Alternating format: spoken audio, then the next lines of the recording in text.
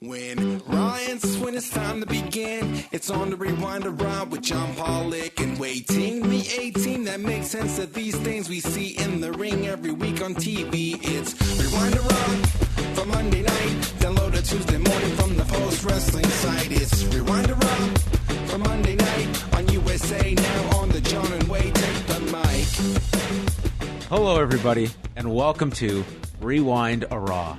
I'm John Pollock, along with Wai Ting. How are you, Wai? I'm falling apart as this year comes to an end.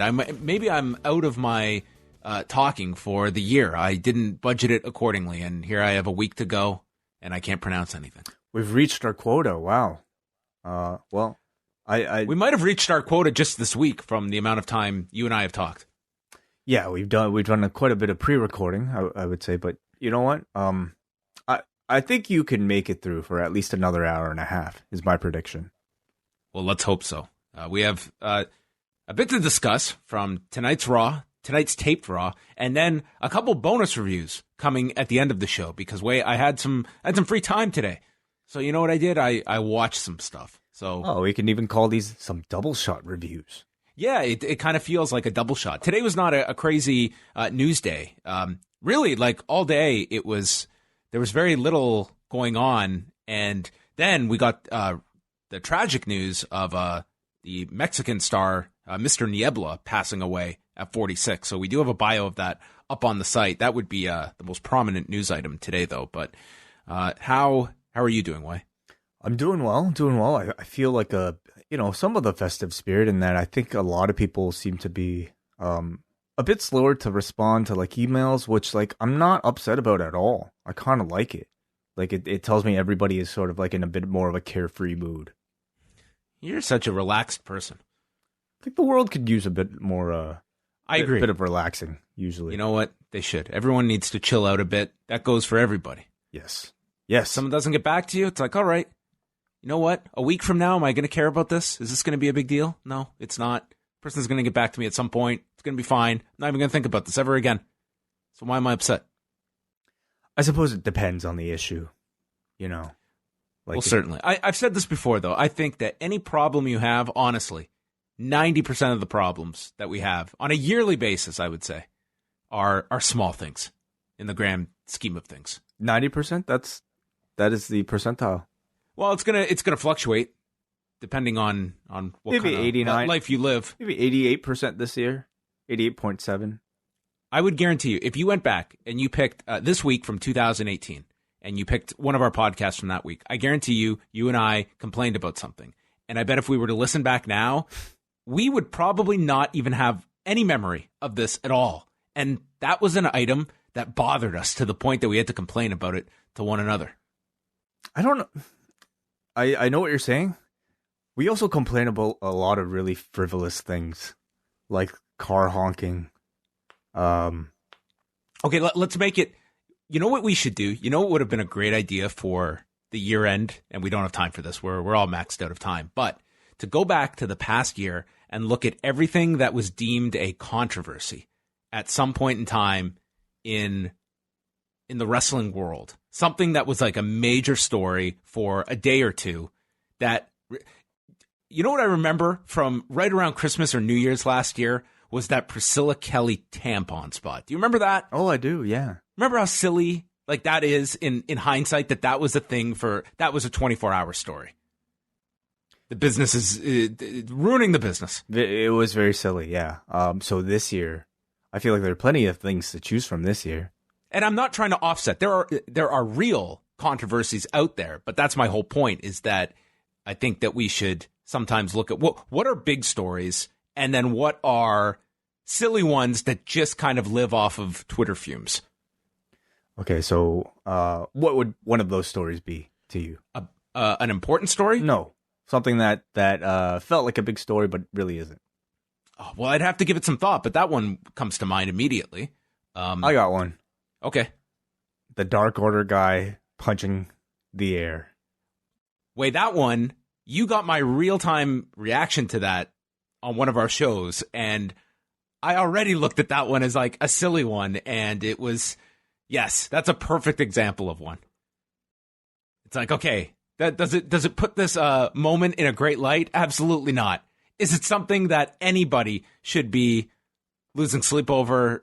Not at all. No, that was a loose one. I wouldn't even really classify that one as a story. But no, it was. It was. That's a perfect example of what I'm trying to talk about. Yeah, I think that's a very good one. And when I get to my comments on being the elite, maybe you will find out how they incorporated. Actually, I did see the beginning, so it was very funny. Well, you did. They're very good at at laughing at themselves and using it for their own amusement. Mm-hmm. Well, should we talk about what is coming up? There's no holiday here at Post Wrestling this week. We have a big schedule of shows, including Tuesday, 2 p.m. Eastern Time. We are dropping our annual Christmas show. Christmas show, December 24th, as is the tradition. A new format this year, from what I understand. That is what that's what the rumor is. So what is this new format that everyone is in store for? Are Way and I going to make it through this format? Find out on Tuesday. But also on the rumor mill, it was interesting because we used to have a show on this site called Keep It 2000. And, just out of reverence for the two people behind that show, I've always kept their feed. I've always remained subscribed to their feed on iTunes. And I just wonder if maybe one day it's going to pay off, that something's going to fall from the sky on this feed and be like a secret Christmas present under the tree that I didn't notice. And boom, there it is. So I would never unsubscribe to this feed. In fact, if I'm listening to this right now, I would want to subscribe to that feed just in case something falls from the sky and you want to catch it. Satellites do stay in orbit. Sometimes they never go down. They may be classified as partial space junk at some point, but nonetheless, I think still very much in operation, the satellite of hate. So if somebody were to go and subscribe to Keep It 2000 on their iTunes, Stitcher, podcasts, whatever podcast catching app, they might even find a special transmission. Yeah, you might open it and just say to yourself, man. What? Well, that's his last name. Oh, got it. Very man, nice. Tell me when I start to sound like Jerry Lawler on this show. Oh my God, the Christmas jokes on this show. You got some years left, I would say. But I don't know. Tonight was a realization of what I may sound like. But listen, it's the Christmas season, so everybody is coming through, hoping to send a message to all of their listeners. And that, of course, includes Brian Mann, Nate Milton, our great friends, the former hosts of Keep It 2000, who, again, might have left a special present under the tree for all of you guys in your Keep It 2000 feed. So do check out for that. So the week continues. We've got the Christmas show dropping Tuesday, 2 p.m. Eastern Time. So Christmas Eve, that can be your listening right there. If you have to go to Mass, you can put your earbuds on and boom, there you go. Very exciting. On Wednesday, spend time with your family. It's Christmas. On Thursday... Wait a second, Will Up Next not be doing something?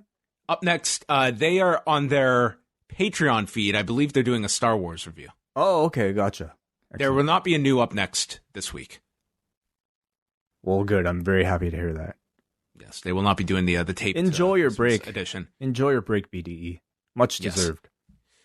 Then on Thursday, we've got Ask Away. It's our final mailbag show of the year. So if you're a member of the Post Wrestling Café, you can check out the Ask Away show. Friday, we've got the British Wrestling Experience being invaded by the Grapple Spotlight podcast, as all of them, JP and Joe Lemon, joining Benno, Martin, and Jamesy for a year-end show looking at the entire British, Irish, all the European wrestling scenes. And what happened this year? Is Brit Rez dead? That will be the question that is answered at the end of that show. This threat is so heavy, it's so big that we needed to assemble the British Wrestling Podcast Avengers all into one group. And hopefully... it's been so long since I've seen that movie. What did they do at the end there? hopefully they'll put on their quantum realm suits and rewind the British wrestling clock. Yeah, they all get together and yell, "Gallus, assemble!" Yeah. Sorry, it didn't really work out. Well, you tried, nonetheless. So that will be a fantastic show on Friday. That is my bold prediction. On Saturday, Way is going to be solo doing Rewind to SmackDown. He has graciously allowed me Saturday off, as I will be not present. So, Way, I very much appreciate You'll be that. enjoying your present from Christmas. Very true. Very true. And thus, I will owe Way one. So he can hold that over me. And then there's going to come a week when he's like, "I'm out. See ya." And then I will repay the favor to Way. And then Sunday, we've got a new Thunderstruck. This week, it is going to be WH Park being joined by Striga, as they will be continuing the look back at Jushin Thunder Liger's career, which, amazingly, is going to be over in 2 weeks. Wow, that's very close. Very close. I believe they did a bit of an exchange this week. Didn't Striga... yeah, WH is on the Eastern Lariat podcast this week with Striga and our friend Dylan Fox. Look at this. It's almost like a Secret Santa, you know? Like, oh, who did you get on your podcast? Oh, I got WH Park. Oh, really? I got WH Park too. There's no borders in our podcast world. We don't have any, well, you can't work for this person, and we don't have a working relationship with that person. It's like everyone gets along. Or at least that should be the goal. I think so. So do check out the Eastern Lariat podcast with WH Park, who, spoiler alert, maybe, tune into the Christmas show. A very popular man. Let's be honest. We have been lapped by WH Park, you and I. I would say a source of inspiration for many a piece of art, including some of our Christmas jingles coming up in the Christmas show. Yeah, we got to lock that guy down to a long-term deal. I feel like everyone's going to be out for WH Park. He's just exploding. I just want the fashion critique. Man, he's our man. I want a personal fashion critique. Like, maybe I should just take a photo of my outfit every morning, send it to WH, and just get his opinion. Dude, can't fucking wear that down to Tokyo. You flame pants. Shit. What are you thinking, Way? Fuck. And I believe that wraps up the shows this week. So everybody, we look forward to speaking to all of you this week and tuning into all of the shows. Of course, Way and I are going to be going off to Japan next week. It's fast approaching, and we'll be doing lots of bonus shows there. So if you want to wait until the 1st, it's a great time to join the Post Wrestling Cafe. There will be lots of extra content from our trip to Japan that you'll want to tune into, as well as our Wrestle Kingdom coverage and all the other shows that we are going to be seeing. I went to the bank today, Way, and they told me, yeah, we don't have any Japanese yen here. It's like, all right, do you have any solutions for me? Nope. Okay, cool. Bye. And that was it? That was it. It was a very short and to the point discussion. I was like, great job, bank. I'm sorry to hear that. I'm just gonna wing it. You'll be fine. You'll be fine. I'm not too worried about it. I do have some. WH will pay for everything. It's all good. I feel WH is the kind of guy that's like they just let you in. They like give you a wink. They're like, yeah, we're with WH. Guy runs the city. Pretty much, yeah. All right. Our whole entire schedule is up at postwrestling.com, as is a quick little bio I wrote of Mr. Niebla, if you want to read about that. It's a kind of a sad story of a guy who was a super talent who started wrestling at the age of 17 in 1990. He went through many, many different names before settling on Mr. Niebla, which meant Mr. Fog, in around 1992. And he predominantly wrestled for CMLL in his career, but he did have a brief stint in AAA in late 2007, early 2008. One of his most famous matches was at the CMLL anniversary show in 1999, unmasking Shocker, who was a former tag team partner of his as well. And, you know, as his career progressed, it was, you know, his personal problems that really stunted his career. He was open about the fact he was an alcoholic, and drinking played a big factor on his career over the last number of years. He was part of the Fantastica series of shows that CMLL and New Japan do every year. He went over there to Japan, went missing, and ended up being hospitalized and ended up being fired by CMLL for that. And then he had several stints coming and going with CMLL, with his issues getting in the way of him. Last year, he had his license suspended in Mexico City when he was in a match and was in no condition to be performing, and they kind of had to pretty much just come up with a way to get him out of the match, and that took him off the anniversary show last year. He had been wrestling pretty regularly this year up until October, and then he had been hospitalized, and it's believed he died due to a blood infection. So only 46 years of age, and someone that, he had a lot of problems, and it's very unfortunate because he was a tremendous talent. So it's always very sad when someone's passing away from those circumstances and at such a young age of 46. That is very young. Very, very tragic. AEW made an announcement that they've added a tag match with Cody and Dustin against Pentagon Jr. and Rey Fenix. This won't be until the January 8th episode when they're running in Memphis. So looking ahead to that one. So that will be the week after Jacksonville. And they've got... Are you expecting a big show on January 1st in terms of people tuning in that day? Do you think that New Year's Day is going to be a success for AEW, or do you think that's a tough night for them? I'm sensing it's a bit of a tougher night. I just, coupled with the fact that I think people are going to be skipping out this Wednesday, you're kind of out of the groove. I don't know if exactly AEW is kind of leaving people with that much anticipation for what they have to follow up on from their last week's episode. So, I sense that it's still very much a bit of a holiday schedule for a lot of people, and therefore not necessarily back into the routine of watching a wrestling on a Wednesday. But they will be unopposed, won't they? On January 1st? No, the NXT will have a show. The awards, I guess. Yeah, there will be some matches that they've taped. I think they're taping stuff this week at SmackDown, but it's not going to be a live show that they're going against. So I would think that AEW is going to have people's attention that night, just being the live show. Yeah. Unless people want to tune in for the year-end awards, which you can also do Tuesday night on Christmas Eve at 11 p.m. on FS1 for WWE Backstage. I mean, maybe that's going to draw a ton of people who are going to win all these awards. I'll be DVRing all that. Well, you won't be able to watch it. Not in Canada. You're going to have to hunt it down I'll find ways. Some other way. Yeah. I'll have ways. I got a special DVR. All right.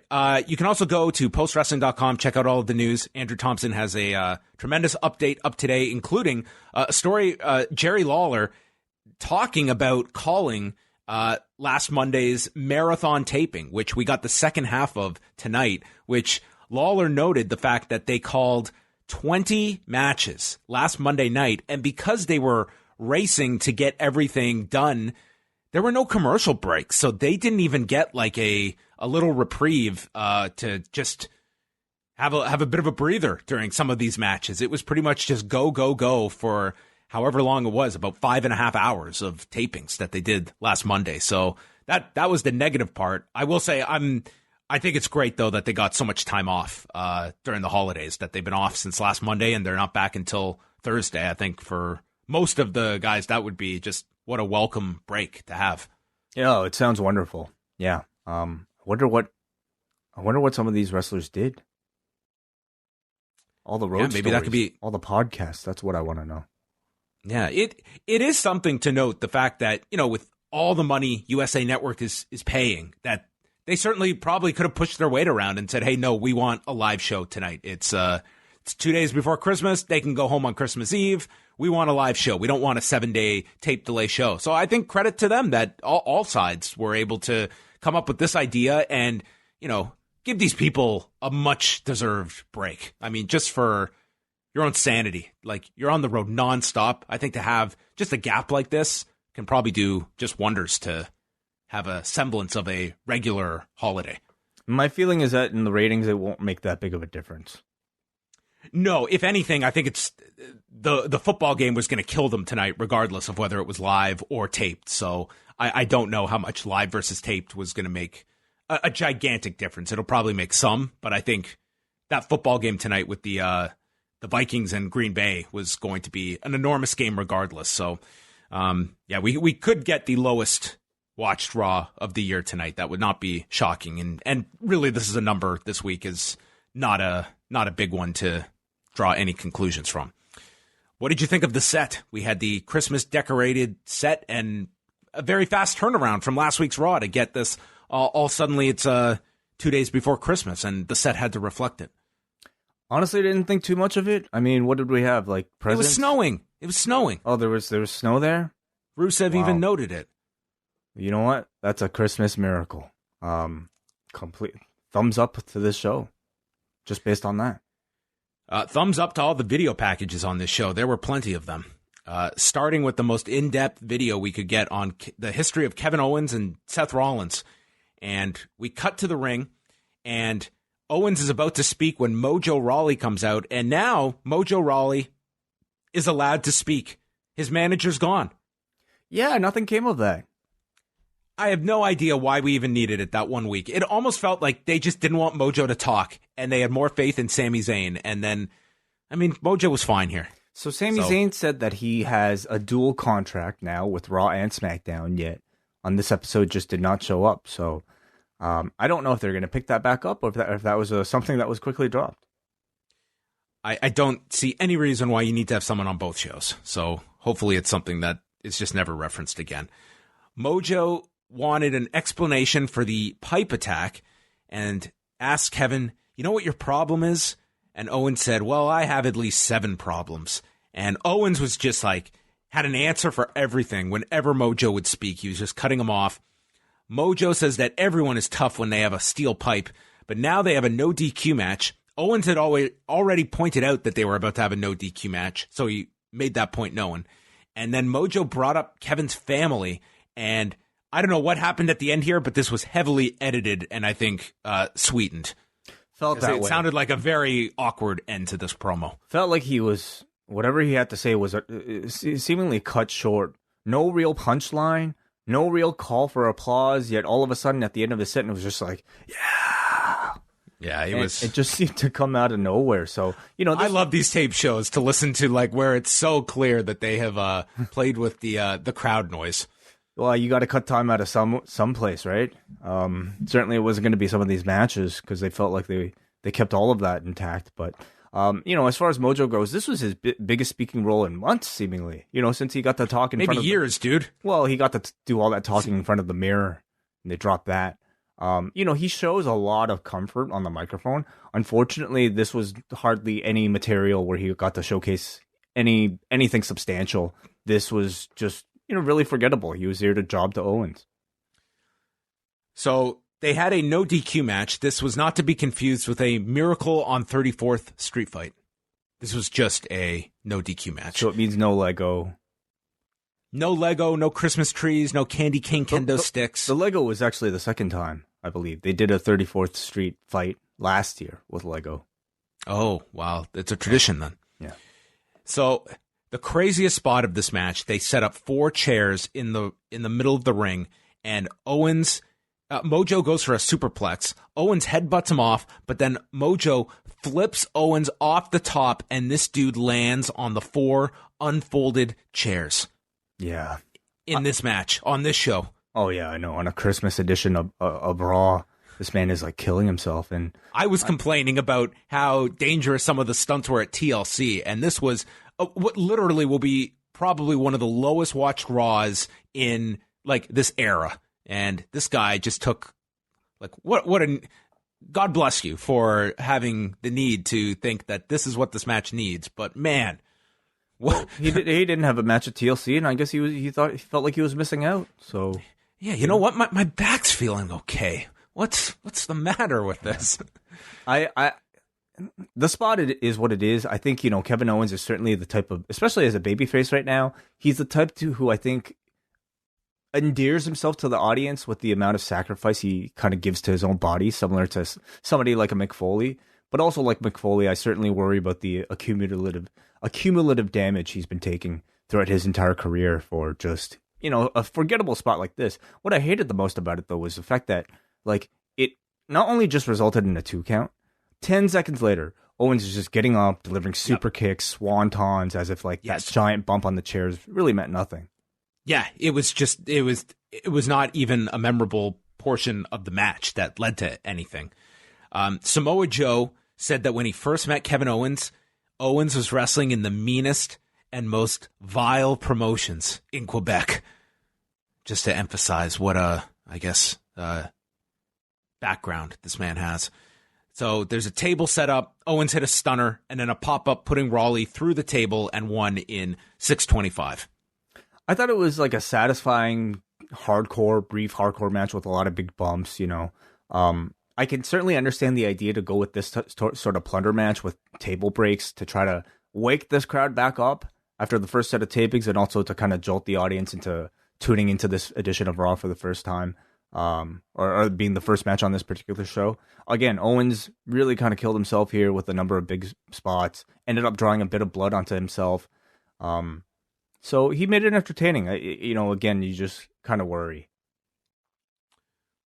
Did this finish in your top 11 matches on Raw tonight? Did it hit the top 10? It hit the top 10 for sure. Yeah. Yes. We could actually do a top 10 tonight of matches. Were there 10 matches? There were 11 tonight. Oh, wow. Well, this would definitely be up there. Sure. This was definitely the higher end. So, for a 6.5 minute match and, entertaining for what it was, but man, a very, very demanding spot from Kevin Owens on a spot that will likely be forgotten by the next segment. He then says he's got more fight left in him, and he wants Seth Rollins and AOP to come out. He had some cut. I don't know if it was on his finger or something, but he just smeared this blood over his face and said part of his charm is making bad decisions, and he's not going to leave until they come back from the back. So we go to break. We're waiting for them. There was a promo for NXT this Wednesday. This week's NXT is too big for one building, is how they're promoting this, because there will be this is what it said. It's Very too creative. big for one building. So there will be matches from Full Sail and the Barclays Center. I think this podcast has always been too big for one building. That's why we do it through Skype. Yeah, no one can contain us, Way. We are who's living at Barclays and who's living at Full Sail? I would say you've got the Barclays. I don't know. You're in the largest what complex between us. Okay, if you include the whole building. I mean, I'm in a condo. You're in a house, but all right, fine. Rollins and AOP come out. Rollins told Owens not to listen to the people, and he offers his hand, and Owens super kicks him in response, goes for a chair, and AOP just beats the shit out of him.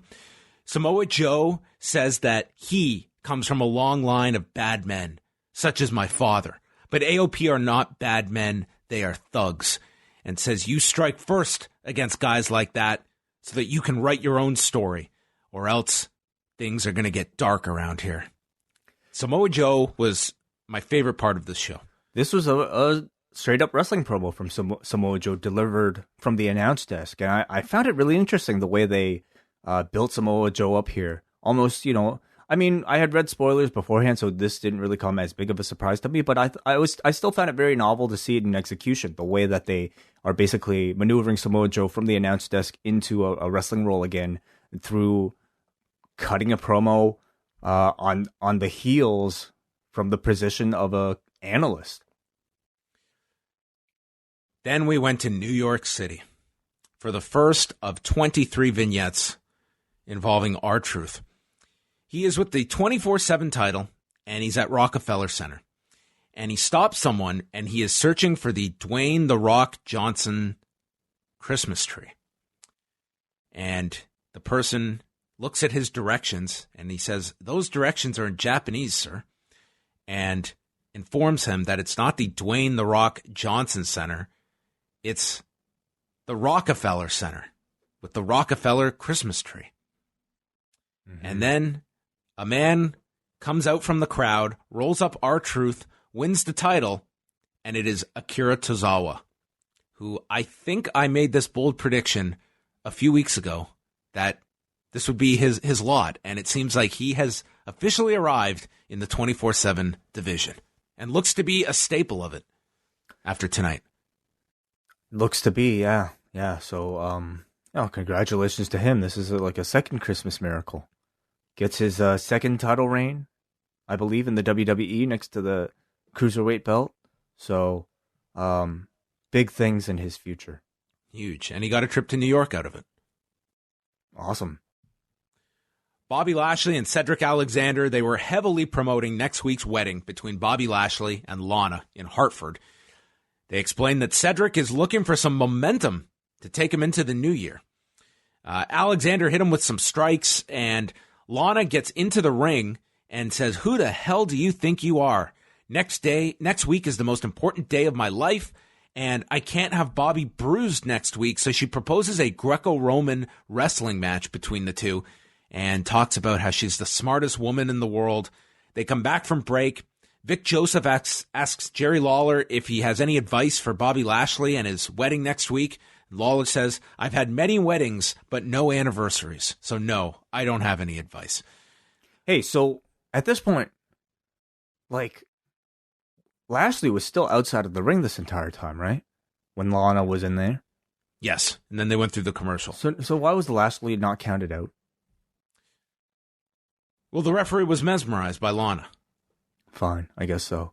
So got his count. Maybe they're considered an item, so she broke the count. Okay. And so she's suggesting a Greco-Roman match? Yes. That I guess we weren't supposed to take seriously. No. I thought they were going to come back from commercial break to restart the match as a Greco-Roman wrestling match. No, Cedric didn't take her up on the offer, so we just had a normal wrestling match for the rest of this. So the match basically just continued. Yes, this is just our way to go to a commercial break.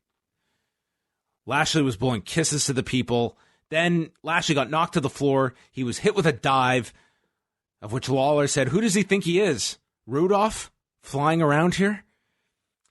He caught Alexander, spun him off his shoulders, sets up for the spear, but gets drop-kicked in the knee. Then he catches Cedric with a chokeslam and spears him for the victory. And Lashley wins and did not appear to be bruised. Did not appear to be bruised. He was bruised? That was Lana's concern, was that he would get bruised for the wedding photos. So he seemed to be okay. Yeah, the match was fine. It was a very formulaic WWE TV match. I thought both men played their roles well. But a pretty much immediately forgettable match otherwise. I thought Lana's promo mid-match really threw me off and pretty much took me out of it. You know, I wanted to see a Greco-Roman wrestling match between these two. I'm sorry, Way. That plus like the lack of countout, I just thought it was just a real overthought attempt to just go to commercial break. Maybe Lashley should have beaten Cedric in a Greco-Roman wrestling match, and this becomes his gimmick. And then come WrestleMania time, he's got the perfect opponent. Roman and a Greek person? Well, Lashley would become the Greek person by somehow. Maybe Lana's like half Greek, and we're just not aware of it. She's like Russian/Greek/American. I think they could get Nikos Rikos, whatever that guy's name is. Okay, that could be an idea as well. Charlie is with Rollins and AOP. He defends his actions and turns the tables and says, "Why is Kevin Owens constantly picking a fight with them? It's his fault." Tozawa is by the fountain in New York. R-Truth is with a referee. They knock over someone's food, and Tozawa apologizes to the person in Japan and blames R-Truth, and Truth can understand this. So we learned that Truth now knows Japanese from his notes earlier. So maybe he got this app that I have, and he's the person. They must have had like shared Duolingo accounts running through the back of Raw with Becky and Truth brushing up on their Japanese this episode. So the plot thickens between Tozawa and R-Truth. More to come tonight. I could just imagine them, like these two and whoever the producers were and the camera guys walking through New York trying to think of like New York things to do. And I guess, okay, Rockefeller Center with the Christmas tree, yeah. Hot dogs. They ate that in New York. What was the third thing they did? Like, of all the things you could have found in Manhattan they were going down in the horse and carriage. Oh, all right. Maybe they pitched an idea to show up on Saturday Night Live and do a title switch on SNL. What would that have been met with? They're like, does Eddie Murphy want to win the 24/7 title? I really don't doubt that they might have already knocked on that door. They do have associates in what are their names? Colin Jost and Michael Che. Yeah, I think Lorne Michaels would be. That's a great idea. Maybe next season, guys. We'll see. Yeah. We're kind of busy. Zack Ryder, Drew McIntyre. 2 minutes, 3 seconds. Drew murdered this guy with a claymore, and then after the match, hit him with a Future Shock DDT, hit Hawkins with the claymore, and then Drew did this whole promo pretending to be Ryder and Hawkins, putting over himself, and then said that 2020 belongs to him, which maybe I'm conflating this with someone else, but I remember a year ago, right at Christmas time, Drew was feuding with Dolph Ziggler after the two were paired, and I'm almost certain that Drew McIntyre cut this promo about 2019 being his, but maybe I'm mistaken. You would pretty much imagine it, right? Because it's really been a year of nothing for Drew. Not in any bigger of a spot this year than last. You could even argue that he's regressed. I would say so. This guy worked Roman Reigns at WrestleMania, and it just feels all year long. The theme of him is, are they going to pull the trigger on this guy? He's been protected, but he's just regressed by being not focused upon. I don't know if you call protect. Yes, he hasn't taken big pinfall losses, but he's been made into a background character many a time. There was I thought it was like a running joke, the number of people that would interrupt his matches as he would just vanish into the background without telling anybody. To me, that's a bigger burial than, straight up even losing and getting some focus afterwards. You're just invisible. I thought that was worse. I would say him and Aleister Black have been similar this year. I think they've been off to the sidelines and they can reheat them up, but they have been in that position for a long time that fans start to kind of see them as non-integral parts of the show. So that's where, and I think Drew has fallen further down that hole this past year. And I don't know if you can necessarily just snap your fingers and suddenly insert this guy into a prominent role at this point. I think it might take some work. I think so too. I think it'll take a bit of evolution, a bit of changing up of the character. Otherwise, there isn't much to the character. I mean, it's if this guy were to go in and win the Royal Rumble, I think that would feel very flat. It'd be pretty cold. I think a start would be an actual storyline where he's not just an accessory to King Corbin or Shane McMahon. Oh my God, that was all this year. Becky Lynch comes out. She's the face of the company, but the company is protecting her. So she says Asuka needs to happen next, and she won't take no for an answer, and says Asuka is the only one to beat the man fair and square, and she's coming to collect that debt. So Asuka and Kairi Sane come out, and she wants it to be a match for the title. And then Becky yells in Japanese at Asuka. Did this translate to Royal Rumble? Is that what she was saying? I don't know. Why? Why would you think so? Because that's where I assume this is going to take place. Oh, okay. Well, I don't know how you would say Royal Rumble in Japanese other than something that sounds like Royal Rumble. Didn't sound like that, so I'm not sure. I'm not sure what she said. But I thought this was really good. I think Asuka's track record for live face-to-face promo interactions hasn't really existed during her main roster run. So I think considering that, I thought this came across really well. Becky continues to build Asuka up really strong as, the one challenge that is portrayed to be so difficult for her. She thinks WWE is sheltering her away from Asuka. And I really like the way that they had Asuka just come out here. All she really had to say was Asuka 2 belts. And you automatically know her motivation and what she wants.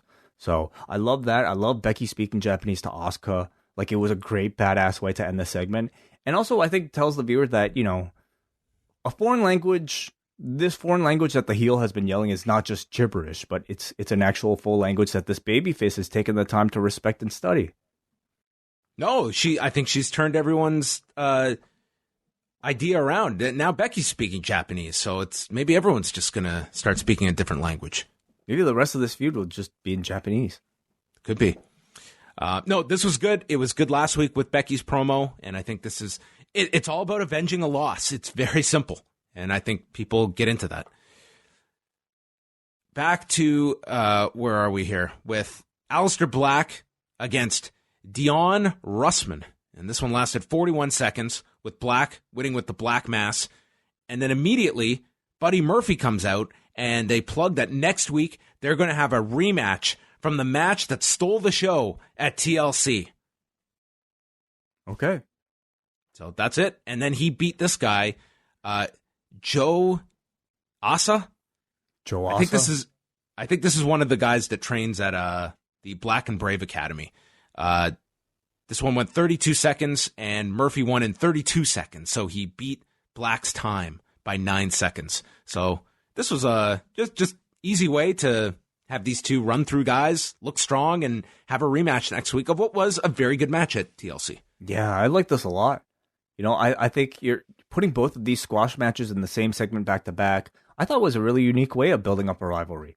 It made both of them look really badass. I love the way Murphy, you know, going into Murphy's Law, did his own like lifting of his opponent with his foot, similar to how Aleister Black did it with does it before the Black Mass. Both really fast, entertaining matches that obviously never dragged because they were so short. And I thought it was very like heavy in terms of nonverbal communication. So it was very effective, I thought. Yep, very simple and should be a great match next week, hopefully. Black came back into the ring.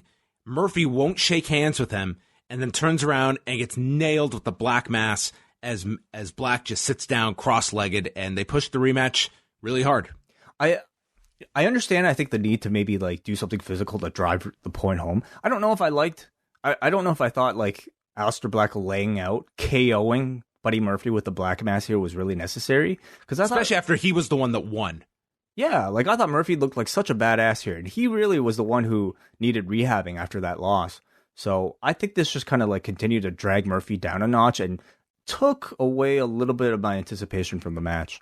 Yeah, I could have done with just the stare down and what's going to happen next week when these two unstoppable forces meet. And you kind of gave away, you know, too much here that you didn't need to. I guess maybe can it telegraph a Murphy win? In the weird logic, yes, I guess. Got knocked out cold here. That's our winner. Yeah. Maybe. I wouldn't be beating Black right now, though, to be honest. Charlie is with Rey. He is going to be facing Seth Rollins for the first time ever tonight, but he knows it comes with an asterisk because when he faces Rollins, that means he also has to face AOP, and they made a mistake not finishing him last week. Do they actually have asterisks on like cage match and like grapple and things like that? I don't think they've implemented them, no, but in wrestling, you could certainly introduce asterisks wherever you choose. They should, because that way you don't get your hopes up if you see this match in the record books and you think that you would want to go see it, because certainly underdelivered.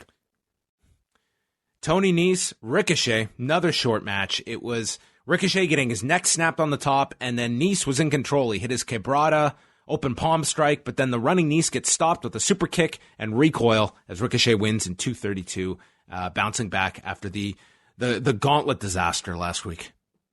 The gauntlet disaster, is that what you're calling it? That's how I'm going to remember that match. Gauntlet Gate. Yeah. He's added the ripcord to the recoil now, so it's the ripcord recoil. Are you kidding me? The ripcord recoil is what they called this? Well, that's how I believe Joe or somebody called it. I mean, he just added the ripcord to it. So, the more you spin an opponent, the more devastating it is. Of course. Very quick, I would say, formulaic style of match, squash here. I would have loved to have heard like Ricochet actually say something. You know, I think that clearly they're maybe not the most comfortable with just having him say anything, but I don't know. Sometimes like I just see these matches and they just like I completely forget about them when I think there are great opportunities for Ricochet to look strong by getting a win and then maybe saying something hopefully not embarrassing, you know, something that might hopefully sound cool. Andrade. Not cool. There was nothing even referring to last week, like Andrade laying out Humberto on the concrete. Like after all that stuff last week. Concrete, I totally forget. Wait, that was the culmination of your hour-long gauntlet last week. Right. Well, yeah, I'm sure I'll see it in a video package, in a week. No update on Humberto. Is he okay? We'll find out. Tozawa was hiding behind a Christmas tree. Truth is searching. He called out for Sazawa, which is the tag team I want to see. That would be a great tag team. And then he tries to run away from the Christmas tree, so R-Truth runs yelling, "Come on, Christmas tree," like he was auditioning for The Running Man. Oh, okay. All right. You haven't seen that movie, have you? No. Is that a Christmas movie? No, Arnold Schwarzenegger's in it. It's a fun movie, but it's not a Christmas movie.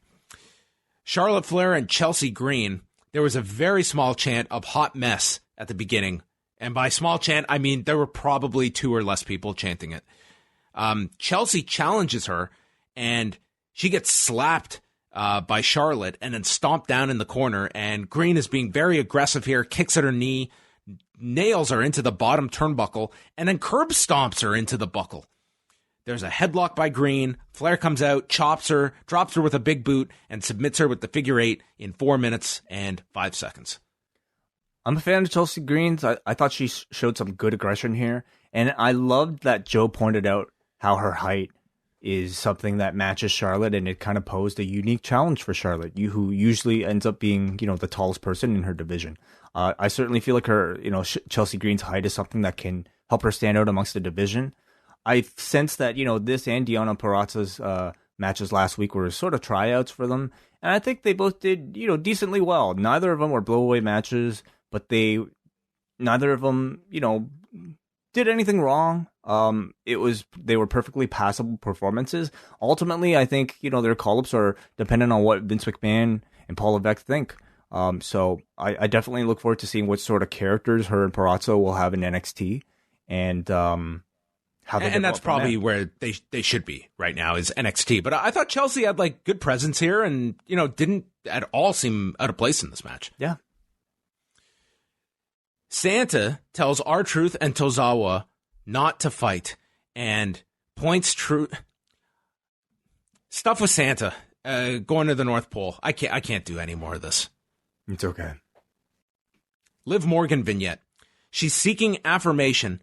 Or she was seeking affirmation from someone other than herself. And when you do that, you give up power. And she was once young and impressionable, and she is anything but typical. And I think Liv Morgan's coming across very well in these vignettes. Mm-hmm. She feels like a totally different person. Yes. And I think that's the point.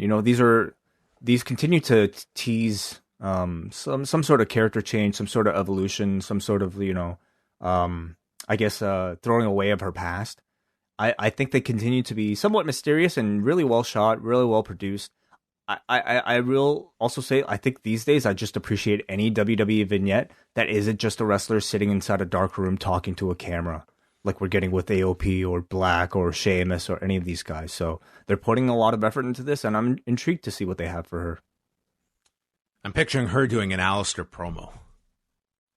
That would be different. DX is going to be on Corey Graves' podcast this week, and Vic said, "You won't believe what they're going to say." I bet I can believe it. Oh, what if they start talking about hey Paul, you see the end of Dynamite last week? Yeah. Do you believe that? Yeah. I could totally believe them talking about that. I don't think they will, but what if they started talking about you? Did you listen to John Pollock on the Christmas show? I don't know what. Why didn't we get invited? See, that I definitely don't think you would believe. No, probably not. But I get messaged by people who probably do believe it. The Viking Raiders and Randy Orton teamed up to take on the OC, and Randy Orton had his knee all taped up from the calf crusher last week, which was, I guess, an hour before this match, probably. Good, great. It was good. It was nice little, and it became the focus of the match. They had the advantage on Eric for a while. Orton eventually gets in, and he gets sent to the floor and lands on the injured knee, and this leads to them working over Orton's knee. Eventually, He suplexes AJ, tagging Eric, and Anderson comes in. They hit the Viking experience onto Anderson. Gallows made the save. And then there's a blind tag by Orton. AJ doesn't see it, and Orton goes for the RKO. AJ blocks it, and then Orton tries to set up for the draping DDT. Anderson comes from behind, eats an RKO, and then Orton goes for another one to Gallows. The knee buckles, allowing AJ to hit the phenomenal forearm and pin Randy Orton as he clutches his knee. Really enjoyed the finish. I think really good attention to detail. I like Orton selling a lot. It's one thing I've missed about him when he's a heel. We don't really get to see him sell a body part, and I think Randy Orton is excellent at making something like that look really real. So I enjoyed this. The rest of the match, I don't know. I just found it to be a traditional WWE tag team match on TV. I find Gallows and Anderson painfully dull. Don't get that much specialness from the Raiders in this match either. So I kind of felt it was too long, and this was also certainly hurt by the third hour drag.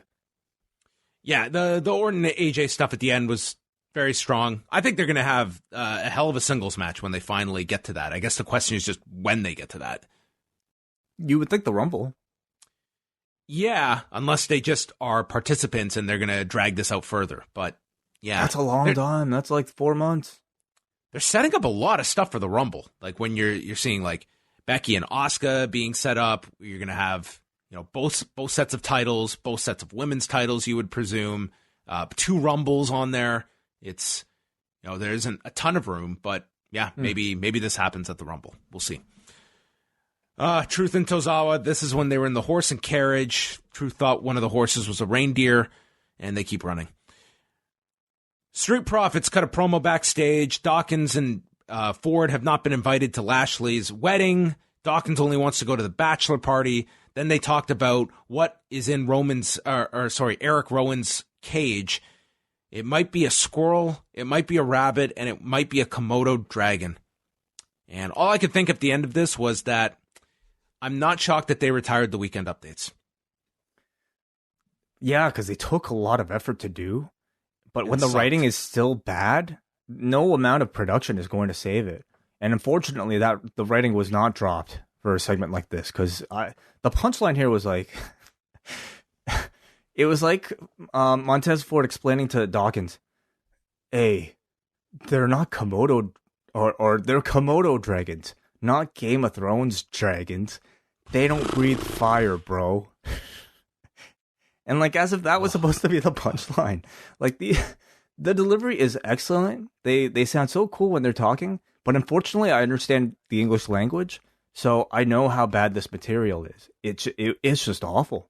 And unfortunately, this is also backstage promo number infinity during hour 4 of 6, and awful. This is what we got. It's just making these guys, unfortunately, look really exhausting to me whenever they appear on TV, and that's really unfortunate, because I feel like if you just left these two to come up with something on their own, I think it'd actually be way better than what we're seeing right now. I think they've cooled off tremendously. Like from that Raw that they closed out, where they're celebrating in the crowd, and you had that shot with the little baby. Remember that? And it's like, man, they closed the show with these guys, and they had kept them protected all summer, and then all of a sudden they lose to the War Raiders out of nowhere in 3 minutes 2 weeks ago. And yeah, you're right. Like these promos left to themselves, I'm sure would feel a lot more natural than this one did. And I think they're still trying to figure out, like, what are these guys just part of our tag team that they do matches? Are they just doing promos backstage? Are we going to come up with these wacky weekend update segments for them? Like, what's the goal with these guys? I could be completely wrong. They could be writing all this stuff themselves, or they could have a big hand in it. They could find genuine amusement in the difference between a Komodo dragon and a Game of Thrones dragon, not breathing fire. But anyway.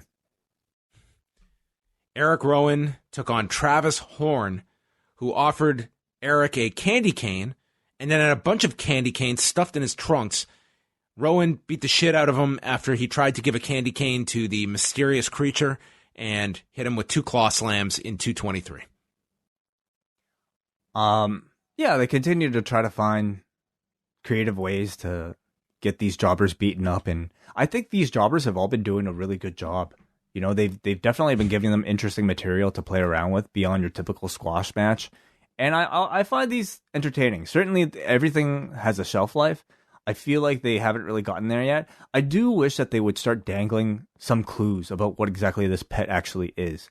You know, just little bits of like build rather than just, I think, the same thing every single week without that much upward momentum to keep the people interested. Because eventually, if you don't live a bit of a trail, I mean, people just aren't really going to care. I want backstage. We get the point of view of the creature inside his cage, and one of the jobbers walks up, and all of a sudden, the jobber just gets eaten. And we never see him again. Eaten? Okay. Maybe you just see like a hand, like, remaining. Yeah. Or like a boot. Yeah. Eric Rowan chases the guy to the back, and he finds there's his trunks and his boots are left in this pile of ooze or something. Maybe it'd be and the cage door is open, and the animal has gotten out, and we don't know what it is. Some sort of dragon, I would assume. Santa is all blown up by the Lincoln Center. He falls down on the steps. Truth pins him to win the title back. And then the referee, John Cone, screams at him and Tozawa that he's been chasing them all around New York. He's going home. And then Truth and Tozawa call a truce. And they are going to search for the Big Apple. And they become friends. Yeah. So I think this is our new alliance. Seems like it. You know, I don't mind the pairing at all. I think these two could have like a Rush Hour type of comedic chemistry, perhaps. I certainly hope that Tozawa doesn't stay in the 24/7 division, though. Like, I think this is his home way. This was not just they chose this guy specifically for these vignettes. Oh. I think this is where this is his new lot in life. Okay. And it's exactly where I thought he was headed to on Raw. I think he's taking, like, not the Carmella spot, but he's going to be, R-Truth needs someone to play off of, and Tozawa is going to be that guy now. I mean, listen, in the WWE, I kind of feel like somebody like Tozawa, this might be the best role he could hope for. Unfortunately, because he doesn't have the size to be taken seriously. I mean, it's either this or Shorty G, take your pick, or something, you know, a bit more racial. I think a comedy...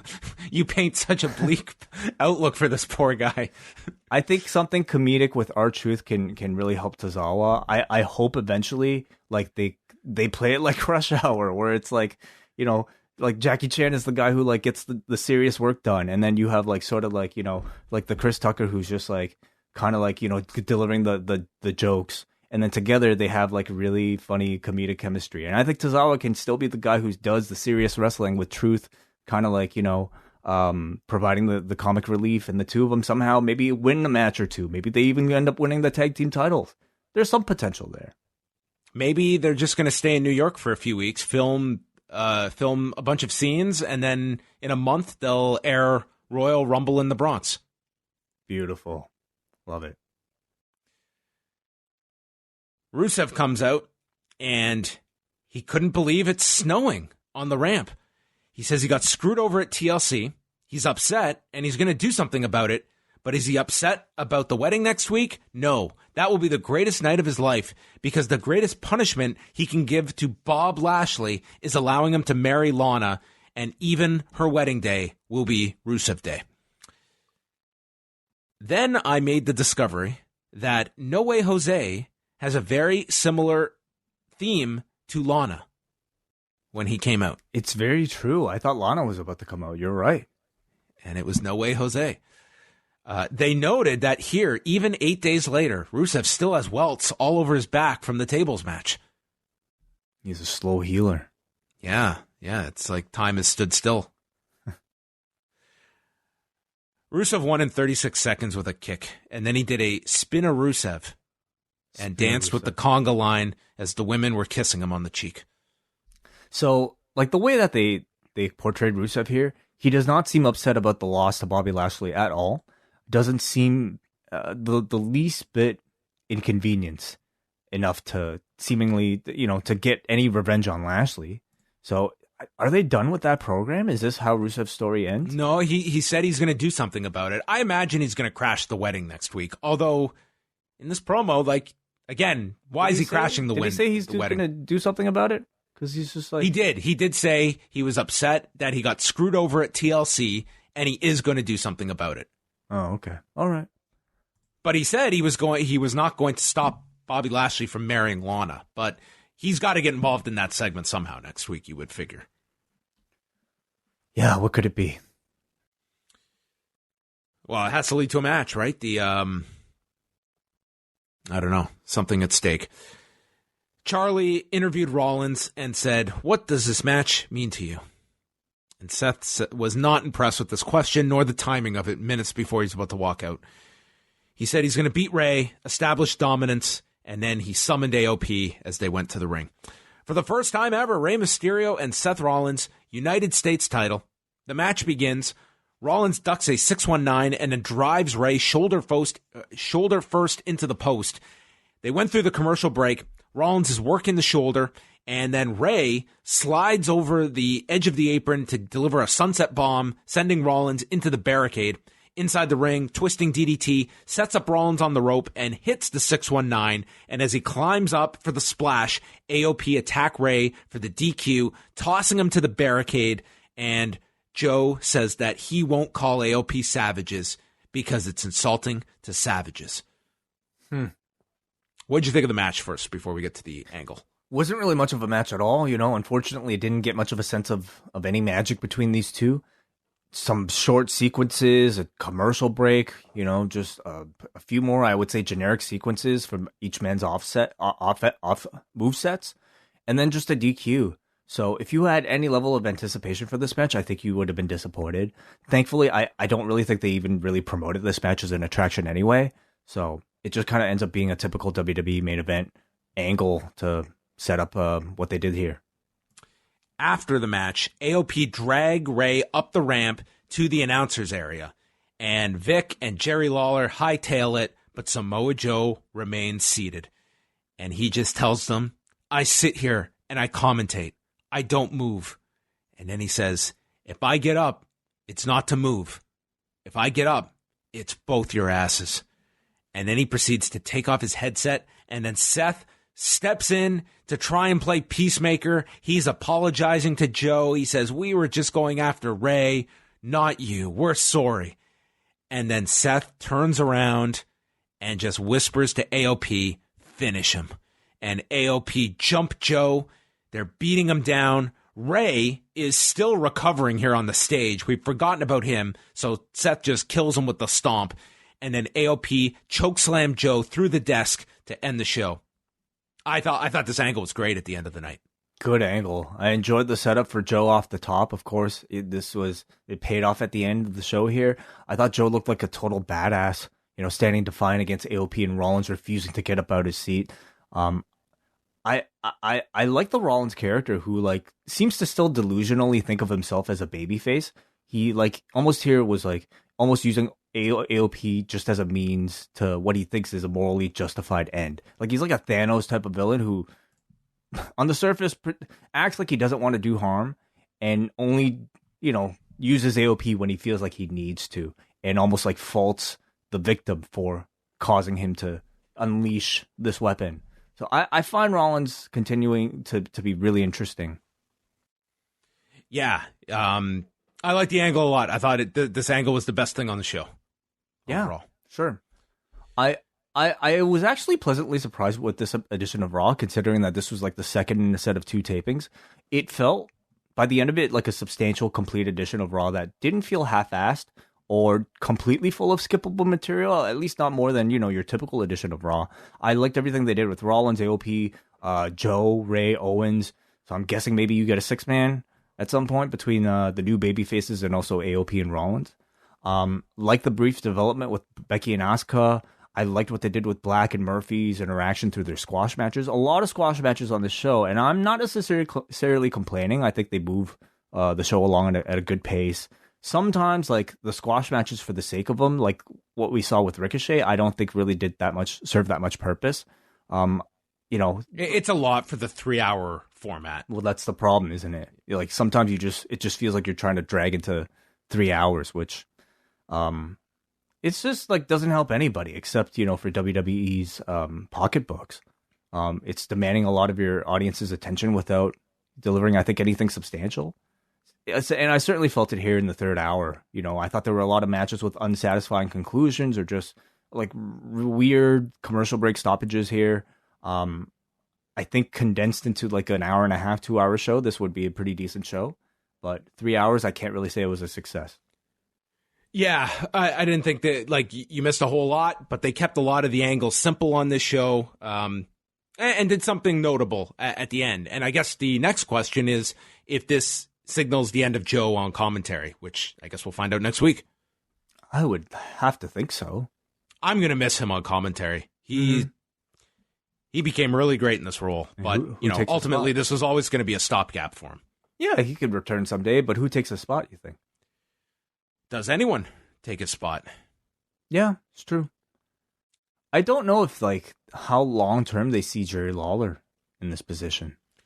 So I feel like they would want to get somebody up to speed, in that spot. Maybe we see a rotation. I'm here to call the match. Yes. That'd be a long night.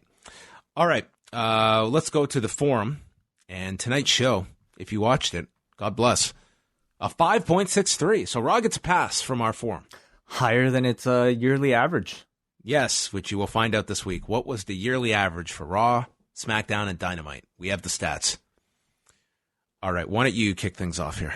We got a Paul from New Jersey who says, I thought Mojo had a good showing tonight. By no means am I saying put the title on the guy, but it's nice to see the show trying to utilize its roster. Samoa Joe should write a book on the AOP because his description of them is like poetry every week. Shouldn't they be able to write their own book? Yes, you would think so. The crowd sweetening was very amusing to me. Cedric Alexander gets the biggest pop of his career. Did you notice much crowd sweetening, I suppose, outside of the Mojo Rawley segment we talked about? It felt like there was some when Rusev came out. I'm sure he got a bit of a reaction. I'll say I don't think they went overboard at all with it. Like it was to the point where I didn't really come across to me that much, other than like a very obvious edit, like the Mojo Rawley promo. So I thought they were at least tempered with it. It wasn't like they made every segment sound like it was WrestleMania. He said it was, yeah. There were portions, yeah. But anyway, Tozawa getting jobbed out by Santa makes Paul sad inside. Lawler started a premise involving he and Chelsea Green kissing under the mistletoe. Joe noticeably cut him off, yet Lawler finished the awful joke anyway. Nice try, Joe. Glad to see the non-finish gauntlet match led to a main event non-finish. And what the hell are they doing with the Street Profits? On the bright side, at least the superstars get some time off to spend with their families. This show started out good and took a proper nosedive. 2 out of 10. We go to Andrew from Cape Breton. Considering it was the second show in one night, if the people showed up late, they would have probably had a better show. This week's Raw was much better. NWA Powerrr is making me really like shorter types of matches and lots of people on the show. I like the variety. A year or so back, I binge-watched WWF Superstars on the network, and I enjoyed seeing so many different people on TV each week. Maybe it's also because Raw has these extremely long and pointless matches, like the 50-minute gauntlet without a finish, or the 20-plus minute non-title tag match. I like seeing squash matches, but I also like quick showcase matches where even people like Tony Nese or Chelsea Green have a chance to show off and get over. The low light of the night was Jerry Lawler's attempt at 1999 humor, ignoring the obvious sexism issues. It's just behind the times. On the contrary, Samoa Joe is my pick for Announcer of the Year, especially after putting over the AOP. Great ending of the show as well, and it will be great to see Joe back in the ring, a 6 out of 10 show. Got to Adam from the street who says, Hey, John and Way, happy Festivus and Merry Christmas Eve. As far as holiday episodes go, this one at least continued some storylines. The best part of the evening was NWA Powerrr being released 1 day early. Also, I just wanted to say, as you guys are reading this, that it is officially the 2-year anniversary of Post Wrestling. So congratulations, and thank you for the many hours of entertainment, even the review of Heroes of Wrestling. Well, thank you, Adam. Thank you very much, Adam, from the street. Yes. Nas from New York City. I actually enjoyed this episode of Raw much better than last week, only brought down by that sick comment by Jerry Lawler. He's probably old enough to be Chelsea Green's grandfather. What a sick individual. Not to mention that this was a taped episode and WWE was okay with leaving that in. Lots of good promos Are we on the talking show. about the mistletoe comment? Yes. So the line was that he went to Chelsea Green and said, "Will you kiss me under the mistletoe?" And Chelsea told me, "I wouldn't kiss you under anesthesia." Yes. Listen, I'm not gonna argue the other way. Like, there's Jerry Lawler jokes that I listen to those as like just bad jokes. If people are gonna look at them as being offensive on top of that, I'm not gonna argue with you as well. I just think at the baseline, it's like there's a lot of bad jokes, like really bad. And yes, like they get very awkward too. Mm-hmm. He says he enjoyed the 24/7 bits in New York. They must have filmed this very late at night, too, as the Upper West Side streets near Central Park were relatively empty, though not sure how I feel about someone as talented as Tozawa getting put in that position. I guess it's either that or just losing. Take your pick. Nick from Lansing says, I'm glad the Kevin Owens show got off to a great start with a strong win from KO, and personally, I see untapped potential in Mojo. It would just be nice to see the company actually invest time in him. It's nice to see Cedric put on a good showing with somebody like Lashley, even if it does reinforce his role as a jobber to the stars. I wouldn't mind if they were to start building towards a tag team with Buddy Murphy or Ricochet, with the hope they don't get lost without a title or story at the moment. Speaking of Murphy, I'm not really sure why we're getting a rematch with him and Aleister next week, but if they have half the match they did at TLC, I won't complain. As much as I enjoyed the Street Profit speculation on what Eric Rowan's pet is, but I think I cracked it. Based only on his comment about feeding after the match, I'm starting to think it's Jobber eating Flurkin from Captain Marvel, and I'm waiting for evidence against me. I'd like to end by apologizing for my misuse of the plural to Lego last week when you were discussing that spot in the street fight and Facebook. The correct pluralization, I broke into a cold sweat at work when I heard Wei mention that people often add the S because I knew the rightful mockery I'd receive later for making that very same mistake. For real, thanks for the correction. Noted for the future. I'll be going to You know what, Nick from Lansing, please don't be ashamed. The official word from the Lego group is that the plural of Lego is not necessarily Lego, but Lego bricks. You know, it depends what item you are talking about. Lego building construction blocks, Lego sets, Lego theme parks. You know, so it's I suppose it's kind of like saying like post wrestling. You know, it's like, oh, I'm about to listen to some post wrestlings. You wouldn't say that. You would say I'm about to listen to some post wrestling podcasts. So there you go. That's the official explanation. So I was wrong too. What language can I type into Duolingo to translate what you just said? Because I didn't understand any of what you just explained about Lego language, but nonetheless. You got to look up AFOL. So there you go. Thank you, everybody, for the feedback to tonight's Raw. Next week, we're getting a wedding. We're getting Buddy Murphy and Aleister Black and whatever follow-up there is on the Joe stuff. And I guess with Rollins now, you've got programs with Owens, program with Joe, different ways you can go. Although it almost feels like Joe is kind of almost needs to find a partner to take on AOP. That seems to be the direction. I mean, you can kind of take your pick amongst the Owens and Ray, can't you? But yeah, they have maybe it'll be Joe and Ray against AOP. Maybe that's at least a TV program. Yeah, I think it's a great role for Joe. I'm looking forward to seeing him as a babyface. It'll help the show. I think it'll help the show quite a bit. So that was our episode of Raw, and now we have a few other quick things to go through. Starting off with NWA Powerrr, which they put out a day early. I kind of liked it coming out on Monday night. Do you think, as a permanent move, would you enjoy it? I would, to be honest, selfishly, because I think I would make a point to be able to watch this before we do our show on Monday. It's way too much wrestling for me on a Monday. Yeah, I can understand that. So, yeah, I think this week it was just simply avoid Christmas Eve, which was probably a smart move on their behalf. Or not wanting to go against the year-end awards of Backstage later that night. So, and our Christmas show's dropping. So, I mean, come on, Tuesday's a mammoth day for competition. So, Anyway, they started off the show with Trevor Murdoch out there and announcing that he got a contract today. Zicky Dice is hungover from his match last week, and he is confronted by the Pope, D'Angelo De Niro, who walks out and does his greatest love letter to Dusty Rhodes with this promo. And then he's going off to scout talent. And we start off the television title tournament with Eddie Kingston and Ricky Starks with a 6-minute and 5-second time limit. This one goes all of 4 minutes and 10 seconds, where Ricky Starks gets the win with his version of the Angel's Wings called Buster Keaton. And afterwards, Pope gives Eddie Kingston a look, and they're really trying to build up Ricky Starks as like their young phenom, and gets the clean victory over Eddie Kingston to advance in the TV title tournament. How do you think the Pope will fit into NWA? I mean, the guy, his biggest attribute was always his talking. So he's in an environment where that certainly is at a premium. Will he stand out above that? I don't know. I was never a big fan of the Pope. Like, he never really did it for me. I was not a fan of his commentary, so I certainly would not want to see him on commentary. As a manager, maybe.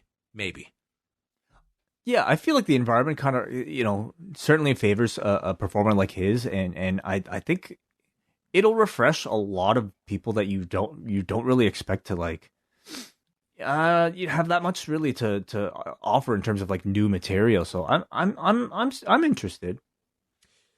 Royce Isaacs of the Wild Cards came out, and he's got a new valet named May Valentine, who has just joined the NWA.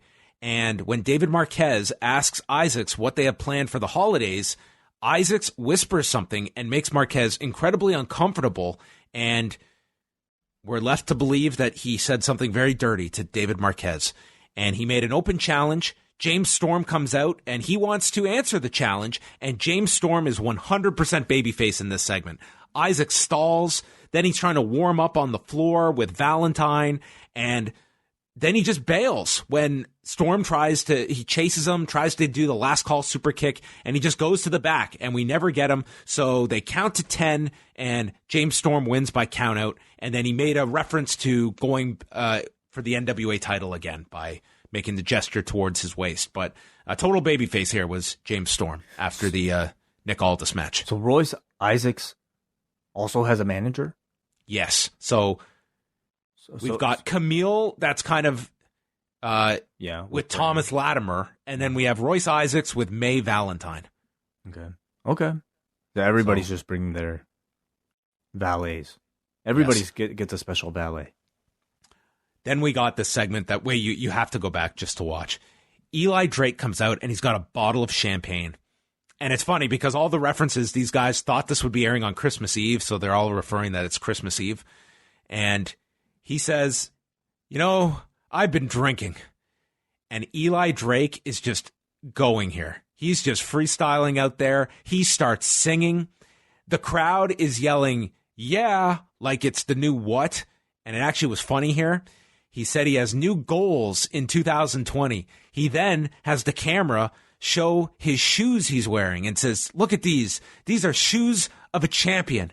Then he points to his jacket. He says, see this jacket? This jacket? Shoes of a champion. And then he realizes, like, wait a minute. Did I just call my jacket shoes? And he just plays off of it. And then we cut to Josephus as Santa Claus singing, O Come All Ye Faithful. The audience is singing along, and then the segment ends with Aldis and his crew coming out. This was just the most wild segment, and it was just guys just having so much fun doing these promos, and Eli Drake was phenomenal here. This guy's such a great talker. He is in the absolute perfect promotion for him. I would never advise this man to go elsewhere unless it's like an incredible money offer, because this is the perfect fit for Eli Drake in this studio setting. That sounds like a lot of fun. Did he get his voice back? His voice was back. It was amazing. That's what a recovery. He was not going to be able to sing. Maybe the champagne helped.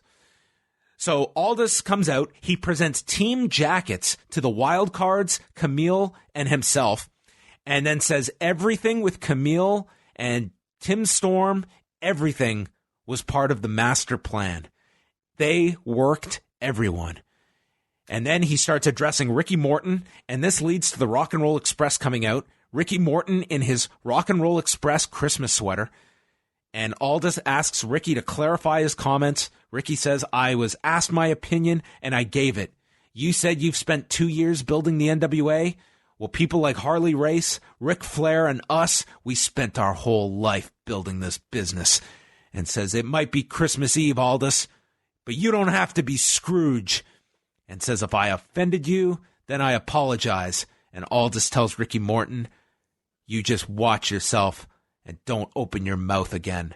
So you know what this is. Eventually, we're going to get Nick Aldis and Ricky Morton. Oh, yeah. And I think it's going to be awesome. I'm down for that. That sounds great. It's going to be great. Like the promos, I think will be really special. But I think that final promo from Ricky Morton going into his last title opportunity will be unbelievable. It will be better than 98% of the promos this year. Yeah, I'm down for that. And I'm very curious to see what type of match they can have together in a singles environment. Okay, so you're telling me that the all the stuff with Camille, that was all planned. So that was their explanation. So everything you saw with Camille, all of it was them working you. So they cost, like, Nick Aldis basically sacrificed that first pinfall in the 2 out of 3 falls match for what? They want to work you. It was all part of the plan. He put himself into that much danger that he could have actually lost the title. Yes, they wanted you to question it, I guess. Fine. Okay. Whatever. It's a bit of a liberty that they are taking, I think, in this one. Melina, Thunder Rosa, and Marty Bell versus Allison Kay, ODB, and Ashley Vox. The winner of the fall gets to choose a singles match with anyone. They had a decent match here by the standards here. Mainly it was them working over Vox, injuring her shoulder. At one point, Vox applied a submission onto Thunder Rosa, the MMA fighter who had to bite herself free to get out of this. And then it ends with a shoulder breaker and a driver delivered by Thunder Rosa, who pins Ashley Vox. So Thunder Rosa can pick anyone, and she's at the podium, and she's about to announce who she's going to face when Melina interrupts her and says, ODB, she's going to face ODB. And Thunder Rosa just says, well, I guess I'll face ODB. So it's Melina that is the overbearing leader of the group and where this all leads to. But then, we got one of the best promos of 2019. And I'm not exaggerating. This... Question mark? No. Okay. The only person possible. They had the next contestants for the TV title tournament out there. They were going to draw the names for next week. And there's Tim Storm. And they draw his name. And he is going to face next week Nick Aldis. And everyone reacts, and they say, wow, Tim, professional wrestling, what an industry. And Tim Storm just says, first of all, I just want to let everyone know that this week, Mama Storm turned 95, and that's a shoot. And wow. Everyone's applauding and said, Mama Storm didn't retire until she was 78 years old. And at that age, she had gotten to a little over $8 per hour. And everyone always asks me, how long am I going to keep wrestling? Well, the fact is, I ask myself that question. And I've got this work ethic from my mother. Because when my father left, he took every penny with him. And my mom just had to keep going and keep going. And when she kept working, she wasn't doing it for the money. She was doing it because she had something to prove. And he quotes Dusty Rhodes and says, I'm bad, and they all know I'm bad, and I'll be Mama Storm's baby boy until the day I die, because both of us have something to prove, and it starts next week with Nick Aldis. Dude, this was so fucking great. Yeah, this promo was awesome. It was so good. Oh, I got goosebumps, man. Where has this dude been? I have no idea, but this was, obviously that Cody promo on Dynamite was just, it was amazing. And it's so different when you're in a packed arena like that compared to a studio setting. But in terms of just a babyface setting up a match and just pure emotion, like this, they were very similar to me. That sounds excellent. It was really good. So man, the promos are what I'd recommend this week. Eli Drake for just like a fun segment, but this was just an awesome promo for Tim Storm, who, man, this guy's been one of my favorite people to follow this year. I think he's just great. I am so glad there's a Tim Storm in professional wrestling. And then the show ended with a quick match, the Question Mark versus Colt Cabana.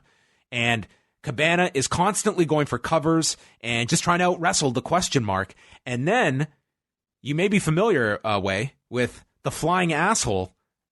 Mm-hmm. In the GPB studios, it has morphed into the Flying Apple. And he hits him in the corner. And then there's karate chops, which gets stopped by an elbow from Cabana. Cabana comes off the top turnbuckle into a spike to his throat, and the Question Mark pins Colt Cabana to advance in the tournament. And then we go backstage. Aaron Stevens in his gi is with his sensei, Question Mark, and said that they have their sights on the TV title, on the tag titles, and eventually Aaron Stevens will go after the NWA title. They'll have all the belts because they have the power of karate. And the show goes off with the word karate. And that was NWA Powerrr. Thoughts overall? I would say the highlight were those two promos. They were just fantastic. Women's six-person was decent for what it was. The TV title match is very short, but it seems like the shorter season, like you can see everyone's got a direction. They've got a short time period to build all of this up. You've got a tournament going on. Again, no moments are wasted on this show. That's the greatest praise I can give this show. There's no dead time. It seems like such a cure, I think, for so much of, I don't know, so much of what I'm kind of bored with in professional wrestling. It seems like it really puts an emphasis on character and storytelling and less so on in-ring action. I mean, in-ring action, of course, is very important as well, but I feel like I get so much of that throughout my other wrestling viewing from other companies. It does not feel like it's a company that relies too much on like things like false finishes and every single match having to go the distance. Instead, focusing, to tell you a bigger narrative. And I continue to be really excited by things like you mentioned, with these spectacular promos and just even like a weird side story character like the Question Mark. All right.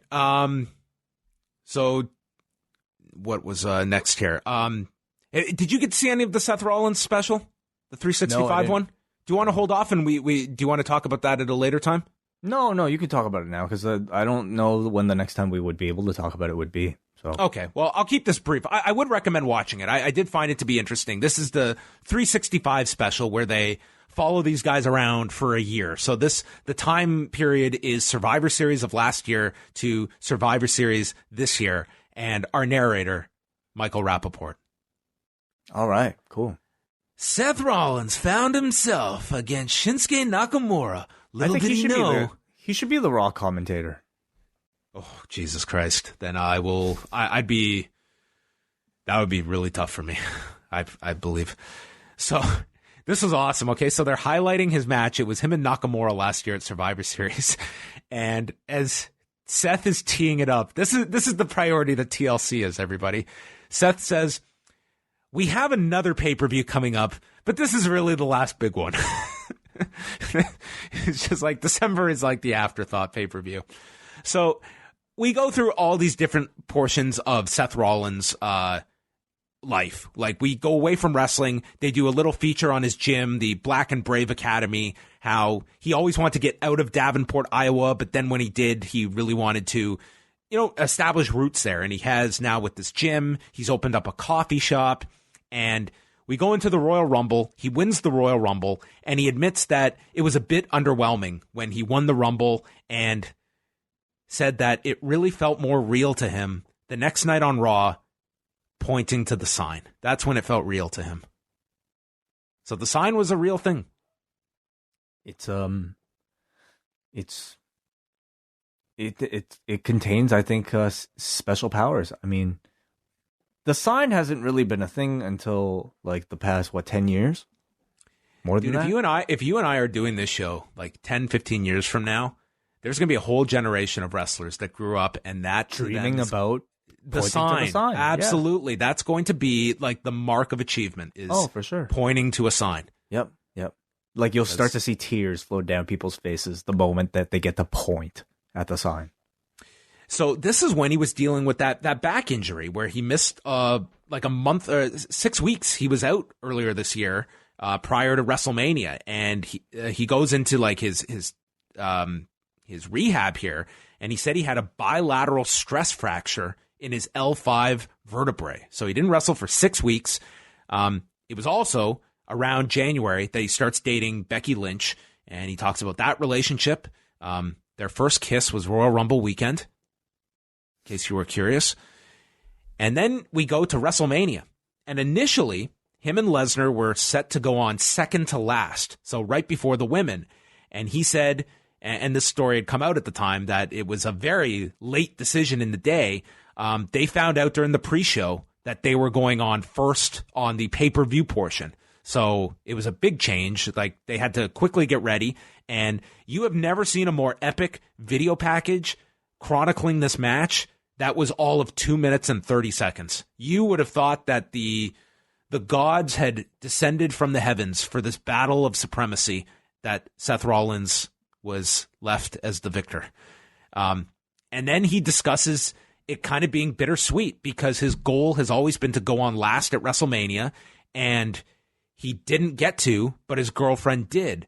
And he said, I had to balance my disappointment with being happy for her, but I wasn't really able to hide that from her because, it's very obvious. And he was, very honest about this fact that it was he can look at, he is happy for her, but it's a disappointment for himself that he was not in that spot. They chronicled the Shield's final match, which was back in April. This was the network special that Moxley later claimed he was paid all of $500 for.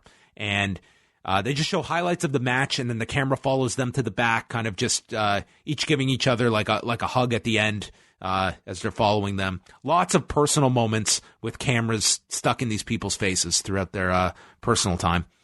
Then we go through the summer. He loses the title to Lesnar at Extreme Rules, then wins it back at SummerSlam. And the summer is where they cover all of the fan backlash that's starting to mount against Seth Rollins. And they air a clip when he was on the SI Media podcast with Jimmy Trina. They never bring up what initiated this and the Will Ospreay stuff, but it's pretty much positioned that he was standing up for WWE and the fans turned on him. And so he went into SummerSlam and he didn't know how the crowd was going to react to him. He was worried they would turn on the match and it could be a disaster. And they went on last that night, and he did get booze when he came out, but it ended up being, he was very, very happy with the match. He thought it went tremendously well, and he wins the title back from Lesnar.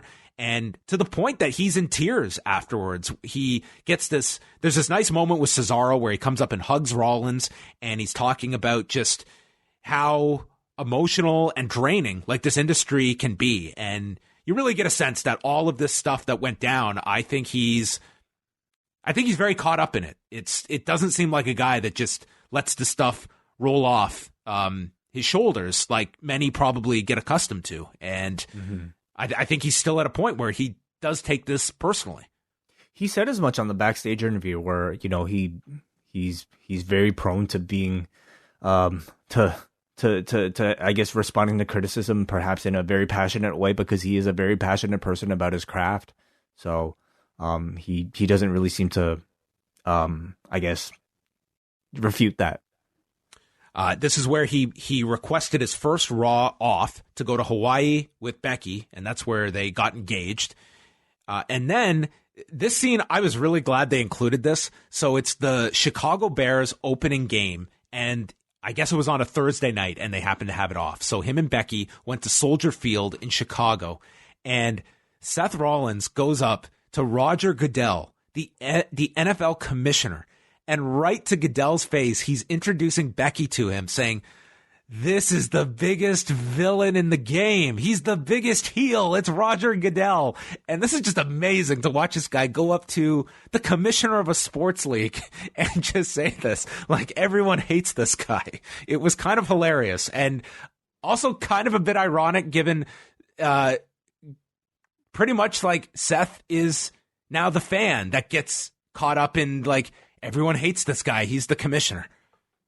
Interesting. He's the Roger Goodell of pro wrestling. It's kind of like he's in total fan mode here, talking to all these players and stuff. It's like, all right, now you're in the position where you're a fan and you can somewhat, I don't know, maybe it was only me who kind of noticed this, but we go from all the SummerSlam, like this guy's literally breaking down in tears from all of the anxiety of this. And here's a guy in Roger Goodell who most people despise as a commissioner, as a sports figure.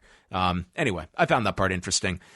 They talked about where this kind of felt like an ad for 23andMe with the amount of times they mentioned it, but like it legit, if you have followed the story, he found out by taking an ancestry test because he never knew his biological father and he wanted to learn his medical history in case he wants to have kids, finding out he has 2 half siblings who would end up meeting with him and then coming to the Survivor Series a few weeks ago and watching him. Hell in a Cell. Have you ever thought about taking one of those? I haven't given it much thought. Have you? Thought about it. I mean, I guess my history perhaps doesn't seem as disputed as, you know, somebody like Seth Rollins might. But it certainly it would be. I'm sure the results would be really interesting either way. I would say even if you don't have there's not too much you would find secretive. I'm sure you'd still learn something. For sure. It sounds like they're pretty in depth and stuff, but I don't know anyone who's ever tried it, like personally. Now, how accurate are they? I'm not too familiar other than what its function is. Huh. Okay. Maybe we should try it. Yeah, sure. Okay. A special edition podcast. Yeah. I'm related to the painter. The painter? Jackson. Oh. Moving on to Hell in a Cell, where they said that the Hell in a Cell match took a bizarre turn and the WWE Universe took out their frustrations on Seth. And Seth's explanation for all this is that the fans were upset because they didn't get what they wanted. And it was kind of like... It was like, listen, I never want to like just dispute what these performers, what their opinion is or what they perceive the opinion to be, because I'm sure there were plenty of people shitting on Seth after this match. But my interpretation was that I didn't see too many people casting blame on the performers. It was what an awful scenario these two were placed in. And I don't know, that was my perspective on that Hell in a Cell deal. I think it's sometimes hard to separate, you know, your own performance from, I think, overall lack of enthusiasm for the thing that you were a principal part of creating. And then Seth says about the fans, and this is after the Hell in a Cell, he says, listen, I've been every stage of where these fans have been. I was that guy in the front row with his Hulk Hogan doll. I was also the fickle 15-year-old that didn't think Triple H knew how to work. Fickle 15-year-olds. And he says, once you get to the top, everyone wants to see you fall. And he questions, and he said, like, all of this, it leads him to question himself if he even knows what he's doing. And you can spiral downward very easily and get into a bad headspace. And that is the real taxing part of this industry. It's mentally taxing, more so than even the physical part. So, you know, you're seeing a guy that I think is trying to be as honest as he can with what he's being dealt with, but also I think probably cognizant too of a role he is still playing as well. Oh, I certainly can see that.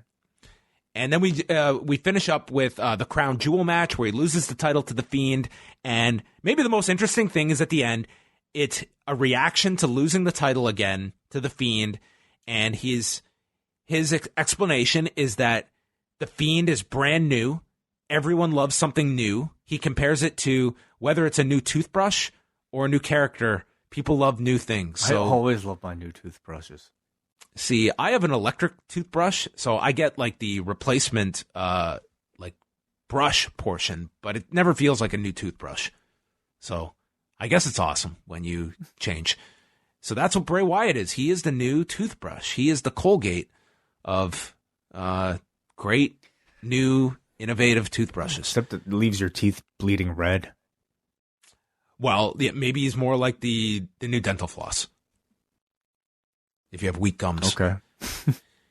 And he says, so after all of this and The Fiend and what the appeal is to the fans, Seth, it almost feels like defeated. He just says, it's an interesting time to be in our industry, and I wish I had the answers, but I think I just have more questions. All right, interesting, cool. It seems like obviously they plan to create this documentary. This was way more interesting than that AJ one, which is probably the last 365 I watched, because this is a guy that was caught in the midst of what was certainly a struggle. Like, this year has been a very bizarre one for Seth Rollins. There's been a lot of great stuff he's done. There's been a lot of bad stuff involved too. And he seems like he's in this weird, it's interesting. It would have been interesting to see him, his attitude towards this new character he's playing now. But this just seems like a guy that it's trying to be a top babyface in a company that it's been very difficult. It would be really, really fascinating to see in another era where this guy gets out of this territory and goes elsewhere, and how beneficial that would be for him to just experience a different company, to experience different crowds. And I think, he's in a spot where it's like, this is where you're going to be for life, most likely. And it's a tough role. Like, baby faces it's tough being a babyface in WWE, a top babyface.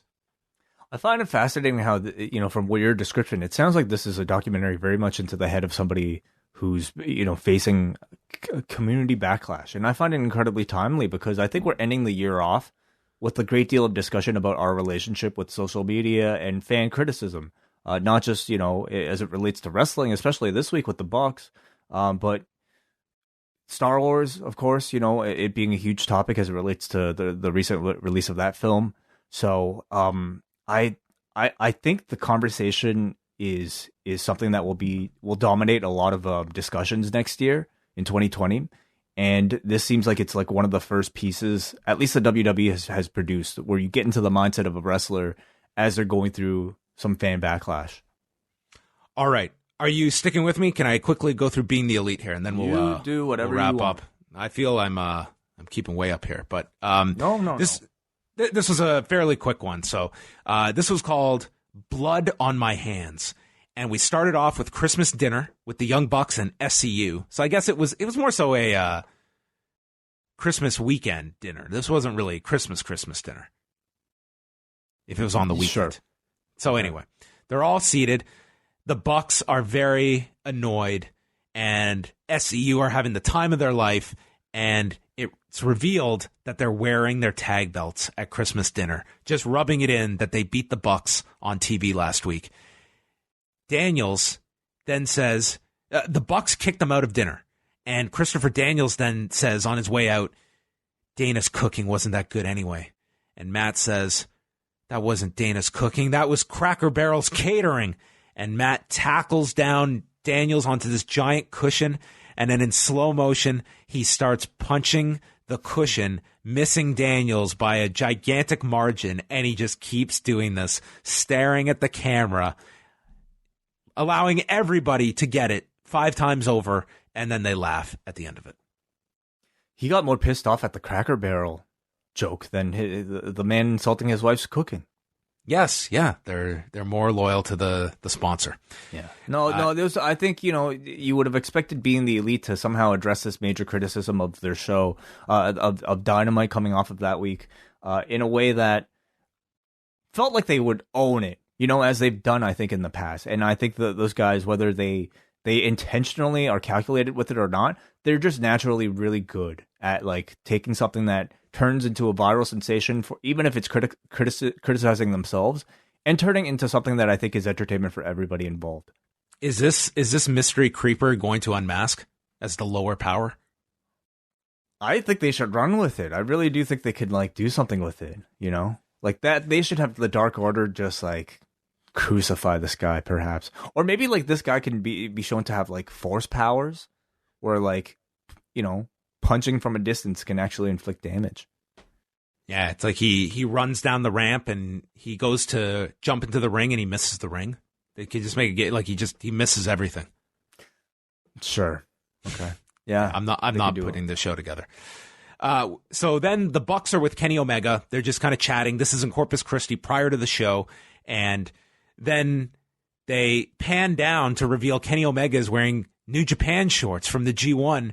And Nick says, well, we weren't going to show the shorts because everyone's going to say, oh, you're working with New Japan. And then the camera pans over to Tony Khan, who's shaking his head no.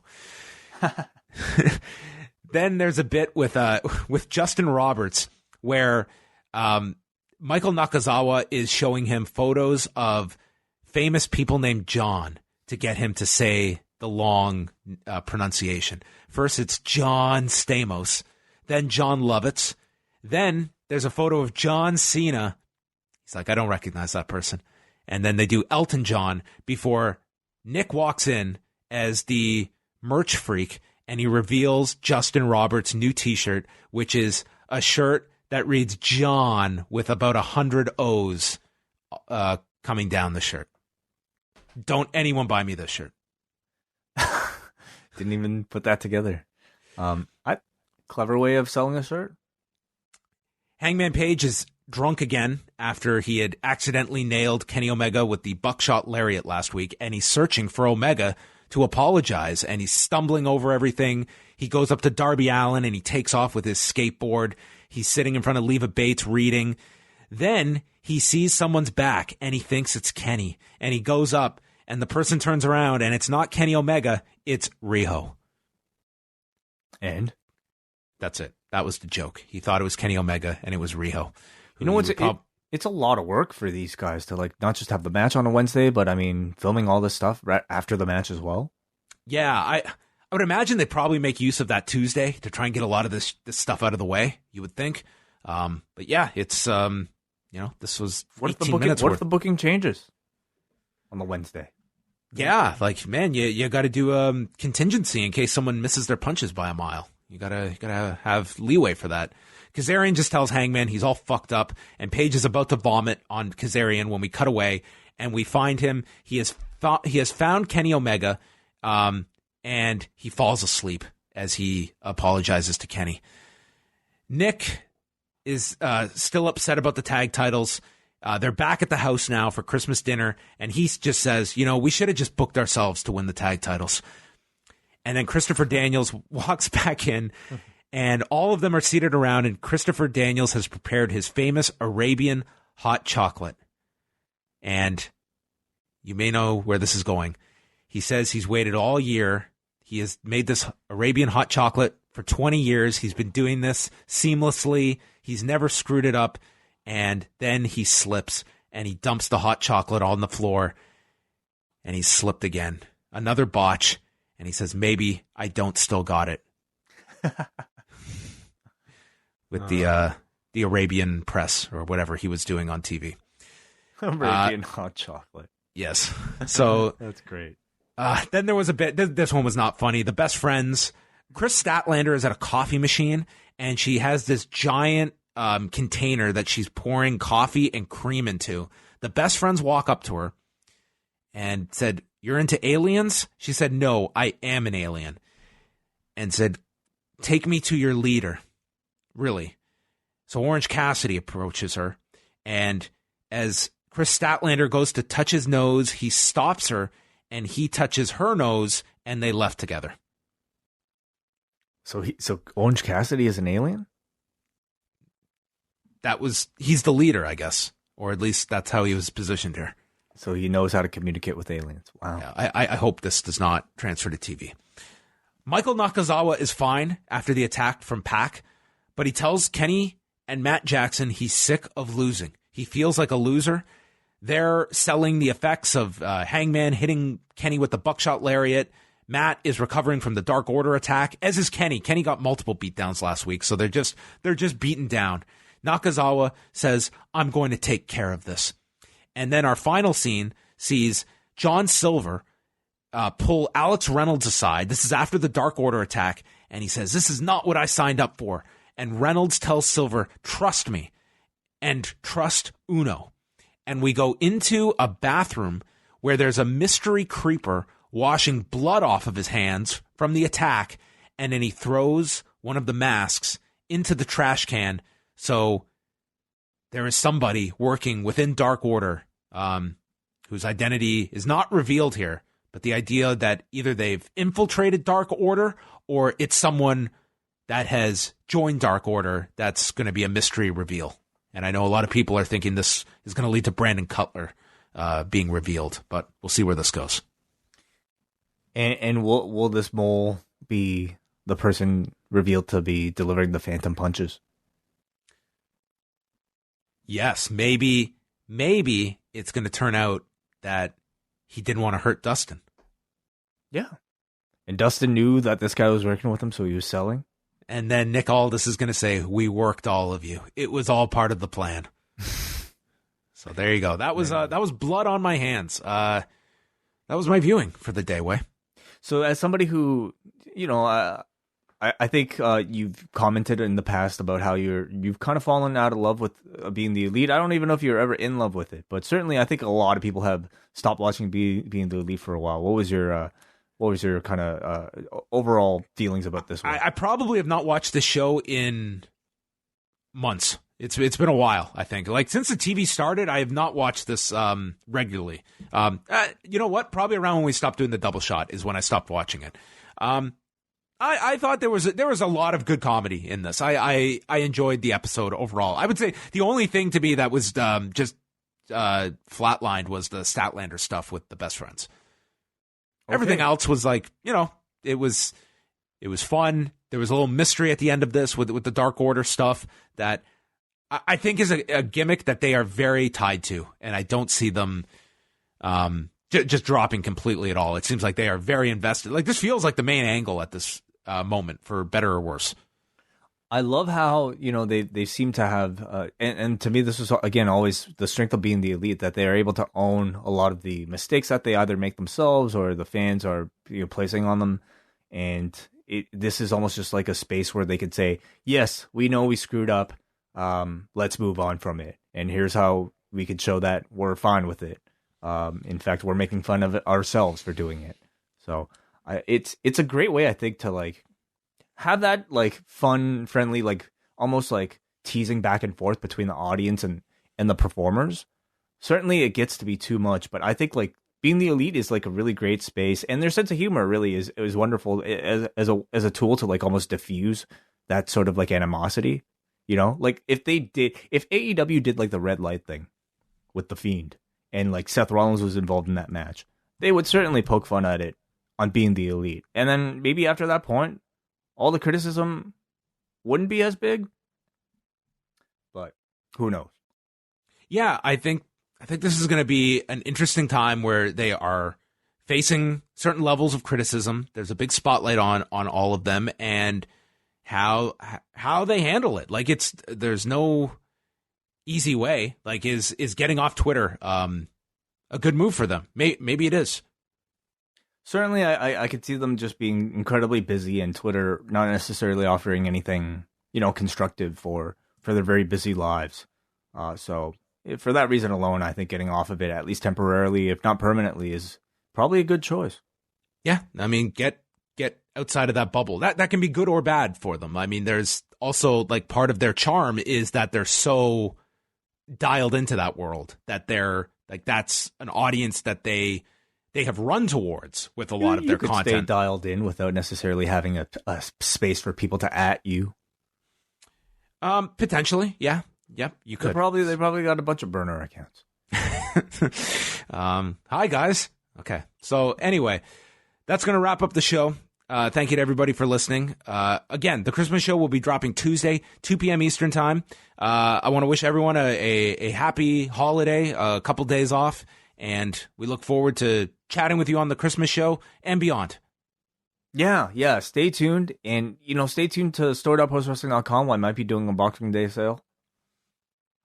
Look out for that, and lots to come in the coming weeks, including best of, worst of, all of that great stuff. So have a tremendous Christmas, a tremendous holiday, and we will speak with you Tuesday, 2 o'clock Eastern.